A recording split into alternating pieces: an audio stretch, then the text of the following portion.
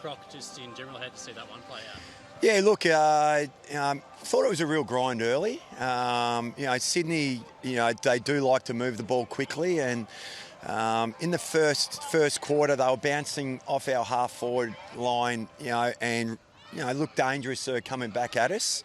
But some readjustments at quarter time, just controlled the speed of the game a little bit better, slowed them down a little bit more, and then we slowly ground our way on top.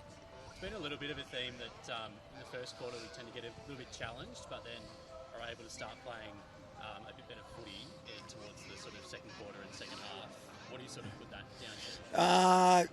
Well, I think everyone gets themselves up for starts of games, and whether it's they try to take away what we're trying to do and apply what makes them a good team, and just sorting each other out a little bit. It's not a concern for us. I feel like we're a pretty professional outfit that turns up ready to go every time we put a performance out. So it's not a concern, but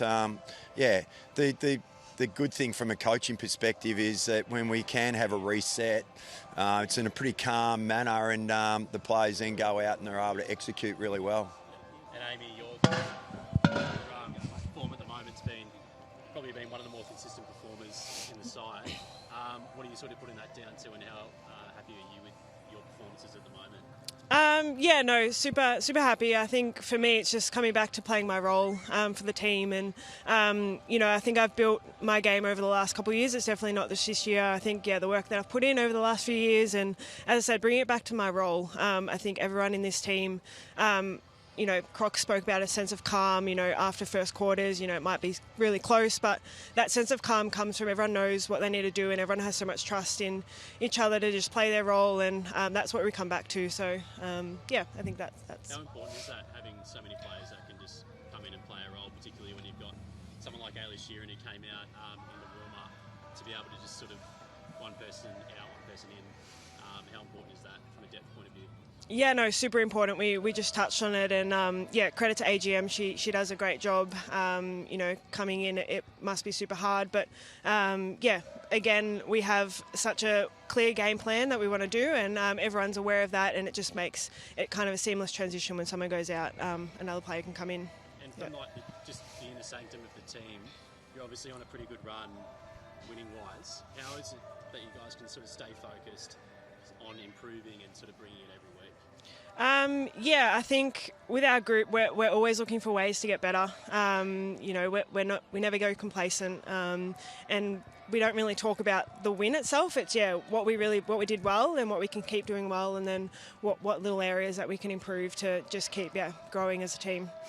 And I know stats isn't everything, but you both can probably answer this. It was record inside 50s today, record disposals. Ash Riddell broke her own record again with 45 touches. It must mean that the system's operating pretty well. Do you want me to answer that one? Look, we don't ever talk about records. We don't talk about, targeting so many inside 50s or repeat entries or, number of possessions, uncontested marks. We know that if we play to our identity, a lot of those numbers will just look after themselves. And today we played to our identity for the majority of the game. The good thing is, the most disposals, I just mentioned, it's not stat padding, it's actually, our disposals take us forward as a team, or control the tempo of the game, which is, I think, really, really important. And, the inside 50s and the repeat entries, we spoke half-time and also three-quarter time, and probably getting a little bit more reward for effort of locking the ball in our front half. So that's probably an area, as Amy said, we always look at ways to get better. We look at what we do well, but we're also looking at ways to get better, and we'll probably have a look at that and see where we could actually have been a little bit better in that area. I want to ask about Emma King as well, who's came back into the side the last couple of weeks and played an awesome game again today with a couple of goals. It must be pretty handy to have someone like Emma King to come in sort of halfway through the season. Do you want to answer that one? Yeah. I think, Kingy, obviously, early on she had her injury, and I think, she just put in the work, and it's credit to everyone in our team. I think, when, as I said, when one goes out, they just continue to put in the work, and you never know when your opportunity is going to come. Credit to her. She's put in a mountain of work, and some of her marks today were just super, and that's what all we need to do is either mark it or create a contest. So yeah.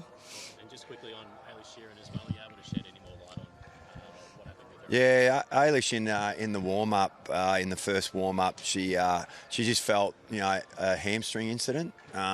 She said that it's not. Well, she didn't feel like it was too bad, but there was obviously then just some awareness there, and